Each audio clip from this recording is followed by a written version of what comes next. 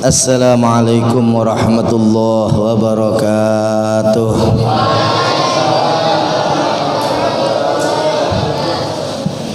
Alhamdulillahil hannal mannan daimil ihsan al-qail fi muhkami ayatihi syahrul ramadhan alladzi unzila fihil qur'an hudal linnasi wa bayyinatin minal huda wal furqan. Allahumma salli wa sallim wa barik wa karrim wa azim ala sayyidina wa nabiyyina wa maulana Muhammad sayyidi waladi adnan imamil insi wal jan wa ala alihi wa ashabihi ziyan. Subhanaka la ilma lana illa ma 'allamtana innaka antal alimul hakim.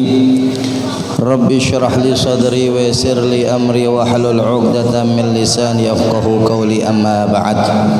Hadratal muhtaramin, para alim, para sesepuh, para asatid, segenap ketua takmir Masjid Baitul Mukmin beserta jajarannya yang saya hormati, panitia Khatmil Quran sepesona Candi Raya yang saya hormati, pengurus MWC NU Pesona Candi yang saya hormati, hadirin hadirat warga Pesona Candi 4 dan 5 yang mudah-mudahan insyaallah semuanya dalam limpahan berkah daripada Allah Subhanahu wa taala. Amin Allahumma amin. Syukur alhamdulillah Allah Subhanahu wa ta'ala mengumpulkan kita semuanya di tempat yang mulia ini, di malam yang sangat mulia daripada malam-malam bulan Ramadan, dalam peringatan malam nuzulul Quran yang mudah-mudahan insyaallah berkat Al-Quran Allah memberikan petunjuk di hati kita sehingga kita menjadi orang-orang yang selalu di jalan yang diridhai oleh Allah Subhanahu wa taala, sehingga keimanan dan Islam kita tetap mantap dalam hati kita, sehingga kita tidak melangkah kecuali diridhai oleh Allah. Amin Allahumma amin. Dalam harapan mudah-mudahan berkat Al-Quran seluruh amal ibadah kita selama bulan Ramadan ini diterima oleh Allah. Apa yang masih tersisa daripada bulan Ramadan ini, hari-hari akhir daripada bulan Ramadan, mudah-mudahan kita semuanya dijaga oleh Allah, diberikan oleh Allah kemudahan bisa beramal soleh, menyempurnakan daripada bulan Ramadan ini dengan sempurna hingga tidak keluar ini Ramadan kecuali seluruh dosa kita dilebur oleh Allah, dirubah catatan dosa kita dengan catatan pahala-pahala yang berlipat ganda, dan mudah-mudahan kita juga termasuk orang-orang yang telah dibebaskan daripada api nerakanya Allah. Amin Allahumma amin. Amin Allahumma amin. Hadirin yang dirahmati oleh Allah Subhanahu wa taala, kalau kita mau menyaksikan daripada mukjizat yang sudah Allah berikan kepada Nabi kita Muhammad sallallahu alaihi wasallam, dengan begitu banyaknya mukjizat, tapi hampir keseluruhannya itu tidak lagi bisa untuk kita rasakan. Nabi di antaranya diberi mukjizat oleh Allah bisa membelah bulan jadi dua, kita pun juga tidak menyaksikan. Mungkin secara ilmu para ilmuwan kita sudah ada membuktikan garis bekas pecahnya daripada rembulan.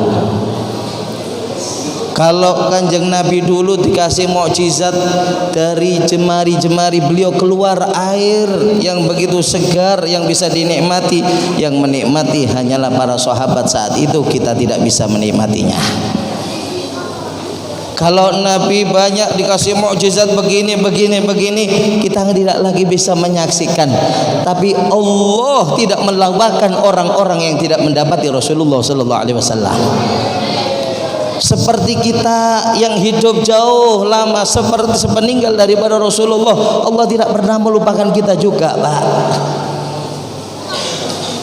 Karena justru Allah jadikan mukjizat untuk Rasulullah, teragungnya mukjizat itulah yang masih bisa untuk kita rasakan sampai saat ini, yaitu Al-Qur'an. Mukjizatnya Nabi yang begitu banyak, semuanya tidak ada yang lebih agung dibandingkan mukjizat Rasulullah yang satu ini, yaitu Al-Qur'an. Karena memang Al-Qur'an jadi petunjuk untuk kita. Dzalikal kitabu la raiba fihi hudan lil muttaqin. Inilah kitab Al-Qur'an, tidak ada keraguan di dalamnya. Apa fungsinya Allah menurunkan Al-Qur'an? Petunjuk untuk kita sebagai umat Nabi Muhammad sallallahu alaihi wasallam. Kalau sahabat dulu mungkin kalaupun tidak ada Al-Qur'an, ada Rasulullah, Pak. Kalaupun mungkin nggak ada Al-Qur'an, langsung bisa melihat Rasulullah, Bu. Tapi kita yang jauh hidupnya sepeninggal daripada Rasulullah, Al-Qur'anlah untuk kita. Karena itu begitu beruntung kita menjadi umatnya Nabi kita Muhammad sallallahu alaihi wasallam, karena kita bisa merasakan satu mukjizat ini, yaitu Al-Qur'an. Tinggal sekarang, Pak, Allah sudah menjadikan Al-Qur'an petunjuk untuk kita. Mau enggak kita ini menjadikan Al-Qur'an itu benar-benar jadi petunjuk untuk kita? Mengikuti petunjuknya Al-Qur'an pasti selamat. Gak mandang di zaman model seperti apa, zaman penuh fitnah sekalipun, tapi kalau kita gak lepas dari Al-Qur'an pasti selamat. Lihat Kanjeng Nabi ini nanti dawuh, Rasulullah pernah bersabda, inni tartu fikum ats-tsaqalain ma in tamassaktum bihi ma lan tadillu bihi abada. Aku meninggalkan dua pusaka untuk kalian, ya. Kalau kalian mau berpegang teguh dengan dua pusaka ini, kalian pasti tidak akan tersesat. Kalian pasti menjadi orang yang selamat di zaman model apapun yang kalian akan hadapi. Kalau kalian masih berpegangan dengan dua pusaka ini, pasti selamat. Apa itu dua pusaka? Ada dua riwayat di sini. Ada riwayat pertama mengatakan Kitabullah wa sunnati. Pertama Al-Qur'an, kitab Allah. Yang kedua adalah wa sunnati, sunnahku, hadisku, ajaran Nabi dari Nabi kita Muhammad sallallahu alaihi wasallam. Kalau kita sudah enggak lepas daripada Al-Qur'an, enggak lepas daripada hadis dan sunnahnya Rasulullah, maka kita pasti jadi orang selamat, Pak. Di riwayat yang kedua ada mengatakan Nabi bersabda juga Kitabullah wa itrati ahla baiti. Kitab Allah yang pertama Al-Qur'an, yang kedua adalah apa? Itrati ahla baiti, yaitu keluargaku dan ahlul baitku, anak turunku, kata Nabi sallallahu alaihi wasallam. Bahkan dikatakan wala yaftariqa hatta yarida alaihim al-haud. Keduanya enggak bakal akan terpisah. Antara Al-Qur'an dengan Ahlul Bait enggak bakal akan terpisah sampai nanti kelak keduanya datang kepadaku, ada di haudku, ada di telagaku, kata Nabi sallallahu alaihi wasallam. Ini kalau kita sudah menjadikan Al-Qur'an jadi petunjuk, selamat, Pak. Tahu enggak yang dinamakan buku petunjuk? Buku petunjuk itu kalau kita ikuti pasti akan benar langkah kita, pasti jadinya baik. Sampean beli kendaraan, beli mobil, beli motor, dikasih pasti buku petunjuknya, Pak. Di situ kalau Anda baca dan Anda ikuti pasti baik. Kendaraan Anda pasti awet, kendaraan Anda pasti bagus untuk dipakai. dikasih buku petunjuk. Di situ buku petunjuknya, ini berbahan bakar bensin. Anda turuti itu, Anda patuhi, dikasih bahan bakarnya bensin. Harus ganti oli mesin setiap sekian kilometer. Anda ikuti. Sebelum digunakan, panasi dulu, hidupkan dulu dalam waktu tertentu yang cukup untuk supaya mesinnya panas, baru bisa digunakan. Anda ikuti, jalannya kendaraan Anda akan enak, awet Pak. Kasih buku petunjuk nggak mau, tak perlu sudah, apa kata saya, wong ini motor-motor saya, ini mobil-mobil saya, terserah saya. Ini mobil berbahan bakar bensin, dikasih, nggak usah bensin, ganti aja, dapat ayu misalkan, masukkan di situ, rusak. Ganti olinya harus sekian bulan, misalkan sebulan sekali atau paling nggak 2 bulan sekali, nggak perlu. Ya, ini kalau yang dibuat guyonannya ibu-ibu ini, saya mbak-mbak ya. Kok bisa mogok sih ini ke tukang bengkelnya, padahal saya isi bensin terus, olinya diisi enggak.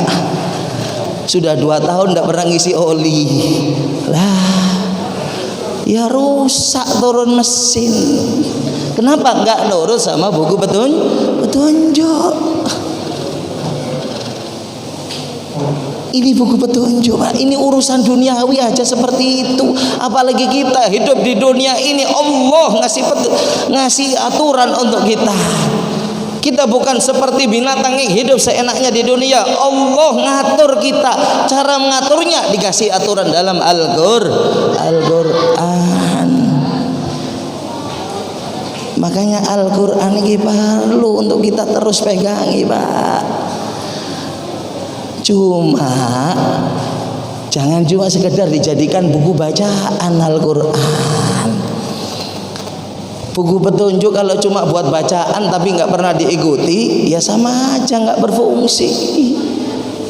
Al-Qur'an hanya dijadikan bacaan, terus bacaan, tapi kita nggak pernah mengkaji, tapi kita nggak pernah berusaha ngamalkan yang ada di dalamnya. Sama aja kurang memberikan manfaat.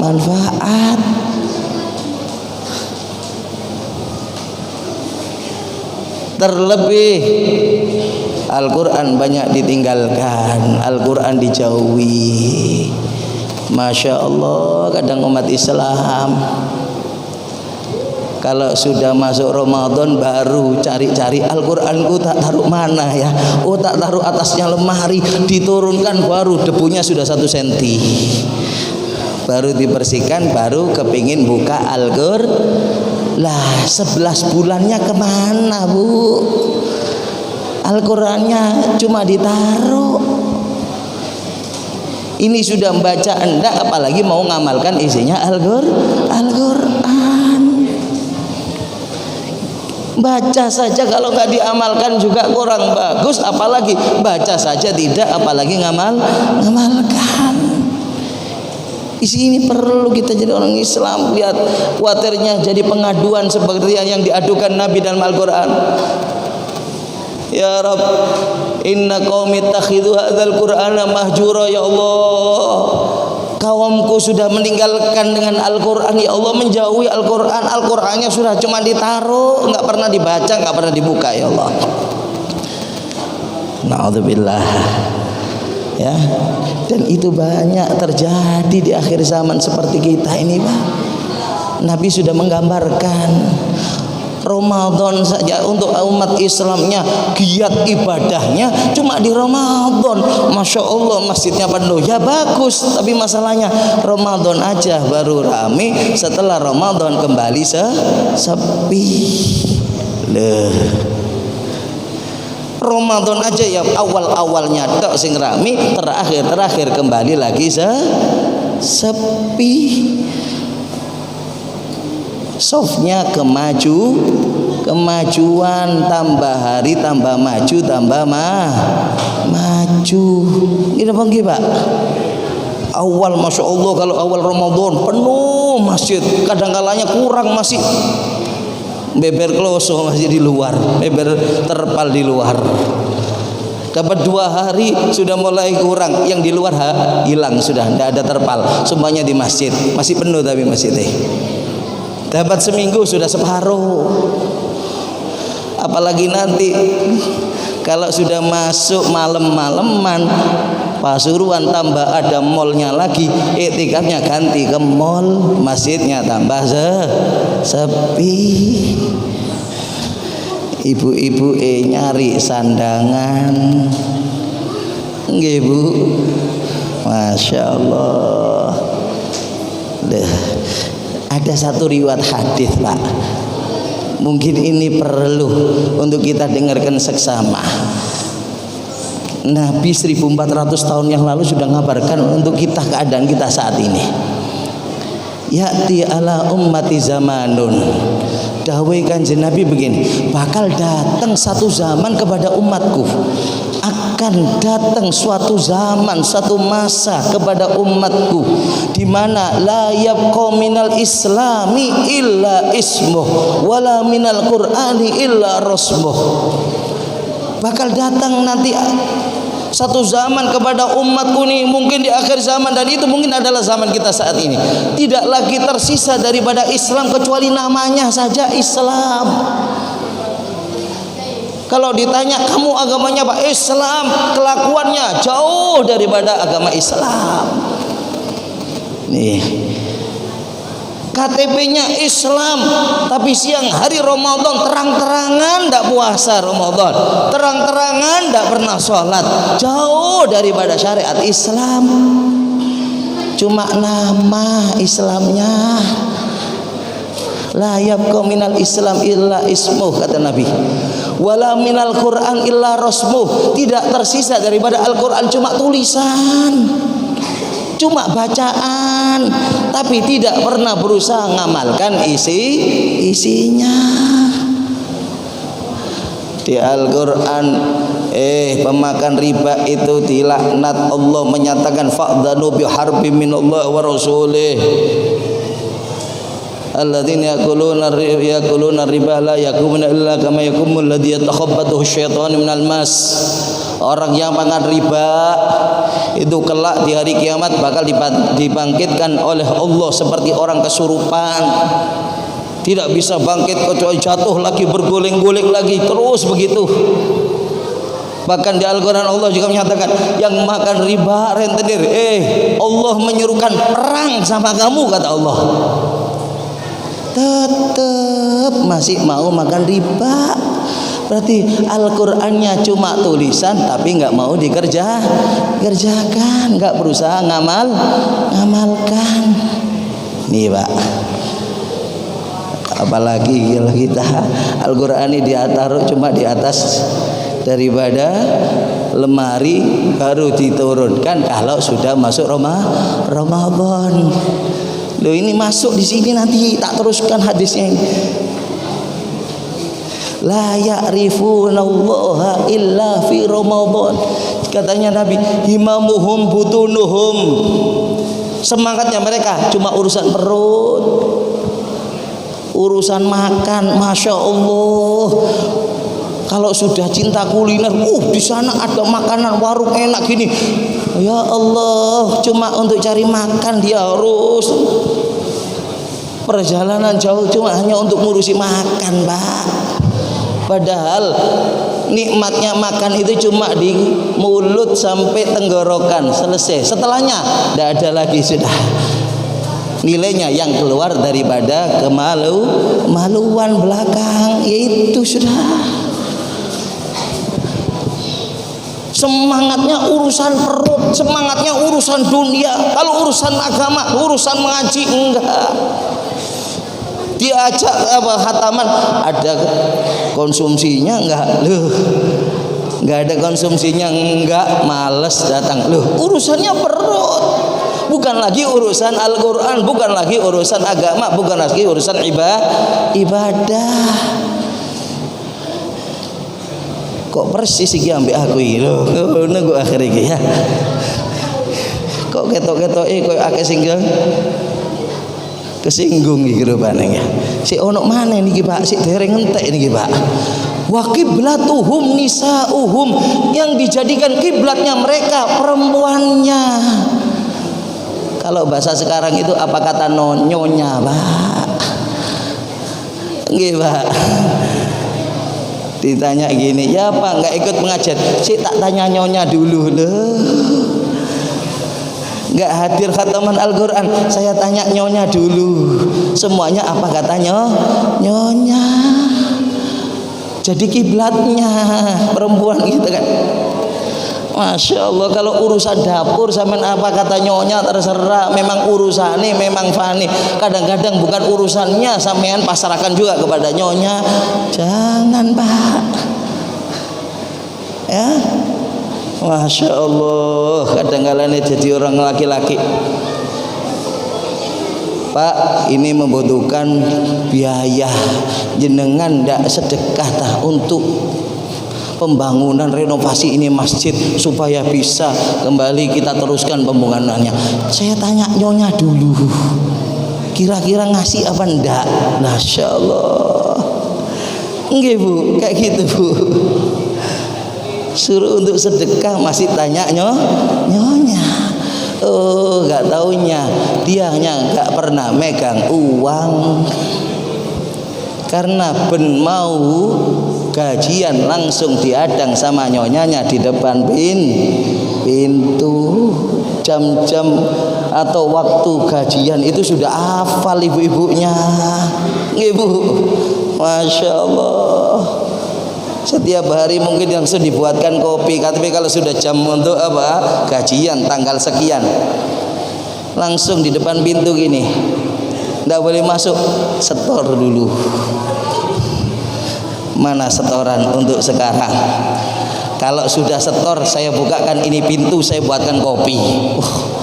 Akhirnya apa? Dalam hari-harinya nggak pernah megang uang. Makanya ini mau sedekah pun tunggu tanya sama nyonya, ada nggak yang bisa buat sedekah nyonya? Tunggu dulu. Masya Allah. Cek ngenes sih Bu, bojone Bu lah kayak gitu. Saya pernah itu beli bensin ngantri Pak. Di depan saya ada suami istri. Pas giliran dia, saya di belakangnya. Beli berapa Pak? Dek, tuku biro Dek. Tuku bensin leren takok nang bojone. Dek, tuku biro Dek. Masya Allah. 20 ae Dek. Ojo Mas 10 ae. Sik ditawar karo bojone. Mari tunggu sebelah Dek, duwe Dek. Loh, ini berarti suaminya diblonjoni karo sing wedok, sampean dinafkahi karo si ibunya Pak.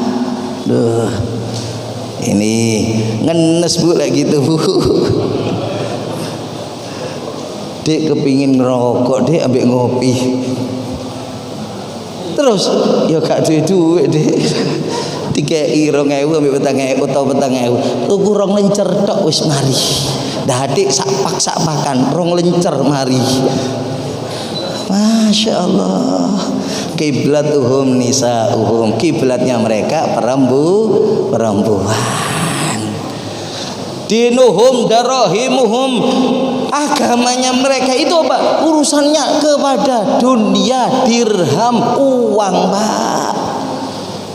Kalau sudah beruang dihormati, Masya Allah. Kalau perlu ditaruh di depan walaupun tidak pernah sholat.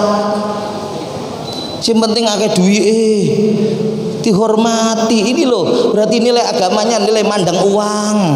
Hati-hati Pak. Menghormat kalau krono tujuan harta, 2/3 imannya sudah Allah hilangkan dari dia.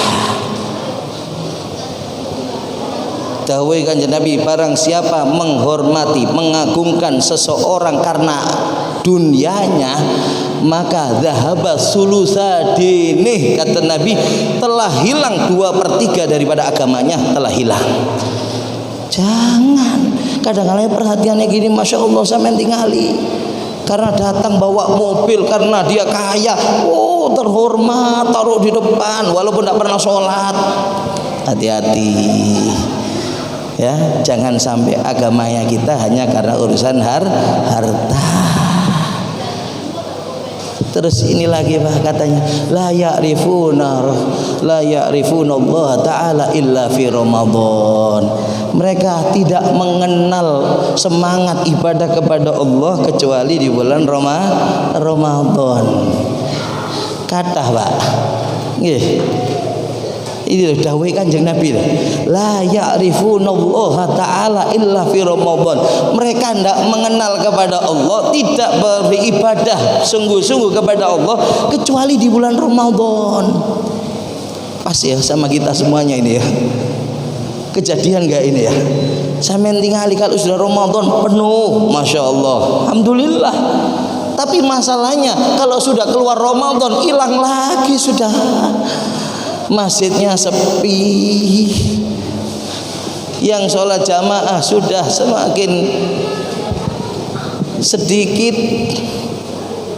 tidak lagi semangat buka Al-Quran lagi kalau sudah keluar Ramadan. Seolah-olah Al-Quran cuma di Ramadan, ibadah sholat jamaah cuma di Ramadan, sholat sunnah cuma di Ramadan, selainnya sudah nggak ada semuanya itu. Ini loh Pak, kejadian nggak ini? Kira-kira yang tak sebutkan tadi ini semua ada Pak pada zaman sekarang? Sudah ada ya? Sudah banyak ya? Nah, sekarang imbasnya seperti apa? Kanjeng Nabi Daud ini, fa in fa'alu dzalika ibtalahumullahu bisinin. Kalau ini hal-hal sudah dilakukan oleh umatku di zaman itu, Allah akan memberikan bala kepada mereka dengan bala yang namanya sinin. Sahabat tanya, wa mas sinun ya Rasulullah, apa bala yang namanya sinun itu ya Rasulullah? Ini lihat jawabannya Nabi. Pertama, jaurul hukam, pejabatnya jadi zalim. Yang Allah angkat jadi pejabat orang-orang zalim nantinya. Hakimnya zalim, kalau nggak karena uang sampean bakal jadi orang yang terzalimi, nggak pernah dapat keadilan. Banyak apa enggak? Banyak apa enggak? Ini bala untuk kita kalau kita melakukan seperti tadi. Ini yang pertama masih. Wa ghuluwul maunah, mahalnya biaya hidup, tambah larang apa enggak Pak?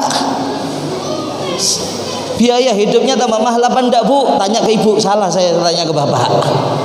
Ya Bu, tambah mahal apa enggak Bu? Karena pemegang uangnya ibu, bapak-bapaknya enggak. Tambah mahal.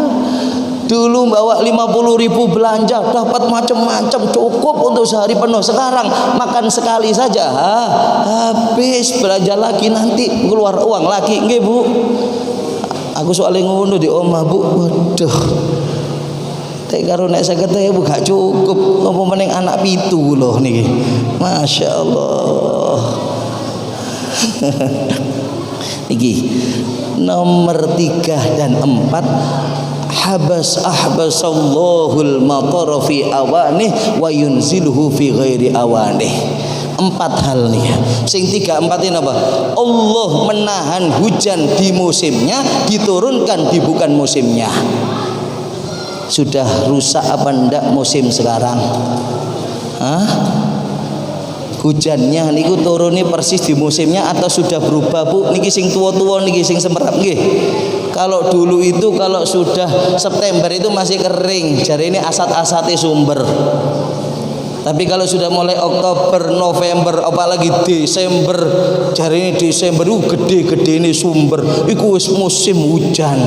Januari juga demikian. Tapi sekarang sudah lain. Sing biasa musim panas malah hujan, sing biasa musim hujan malah panas. Terkadang hampir setahun tidak ada hujan. Kejadian semuanya persis, Nabi tidak pernah dusta. Nih kenapa? Karena kita jauh dari Al-Quran, kita jauh daripada sunnahnya Nabi. Ini nih Pak, peringatan nuzul Quran mengingatkan kita, ayo jangan tinggalkan Al-Quran. Jangan tinggalkan sunnahnya Nabi, jangan tinggalkan ahlul baitnya Nabi, karena 3 hal ini yang disebutkan Nabi daripada 2 hadis riwayat tadi, yang kalau kita enggak melepas dari hal ini pasti enggak jadi menjadi orang yang akan selamat, tidak akan jadi orang yang tersesat, ya, tidak akan menjadi orang yang terhinakan di zaman apapun. Kita tidak akan pernah menjadi orang yang disesatkan oleh Allah Subhanahu wa taala. Mudah-mudahan insyaallah berkatnya Al-Qur'an, ya, Allah bersihkan hati kita, Allah cintakan kita kepada akhirat, Allah berikan kemudahan dalam segala urusan kita, kelapangan hati kita, Pak, kelapangan hati kita, Bu. Di zaman seperti ini kadang-kadang orang itu sempitnya hati, ya, kegalauan itu begitu banyak menimpa umat Islam, ya. Habib Ali Al-Habsyi yang ngarang Maulid Sibtud Duror yang sering kita baca, Maulid Habsyi, itu pernah beliau berkata, "Ata'ajab, aku begitu heran kepada orang yang mengatakan aku sumpek saat ini, aku banyak masalah, wa ma'ahum Al-Quran, sedangkan mereka punya Al-Quran, kok masih sumpek?" Itu heran sekali. Berarti mereka sudah jauh dari Al-Quran. Ini loh, intinya apa? Berarti mereka sudah jauh dari Al-Quran. Semakin kita jauh dari Al-Quran, Allah akan menjadikan hati kita selalu sumpek, akan dirundung daripada masalah-masalah dalam kehidupan dunia. Tapi kalau hati kita dekat dengan Al-Quran, diri kita dekat dengan Al-Quran, Allah akan berikan terus petunjuk itu kepada kita, ya, memberikan terus kelapangan hati kita. Mudah-mudahan insyaallah berkat Al-Quran Allah jadikan anak-anak kita semuanya jadi anak saleh salihah ya Rabb. Allah jadikan Al-Quran sebagai penuntun kita sampai menuju ke surganya Allah. Mudah-mudahan juga berkat Al-Quran Allah terangi kuburnya orang tua kita yang sudah meninggal dunia, dan nanti yang kelak akan menjadi kuburan kita, Allah terangi kuburan kita dengan Al-Quran, sehingga kita akan terlalu dalam penuh rahmat daripada Allah. Kuburan kita jadi kebunan surga. Amin Allahumma amin, amin Allahumma amin. Ini yang bisa saya sampaikan, kurang lebihnya atau kalau ada kata-kata yang kurang berkenan saya mohon maaf yang sebesar-besarnya. Wal afu minkum. Assalamualaikum warahmatullahi wabarakatuh.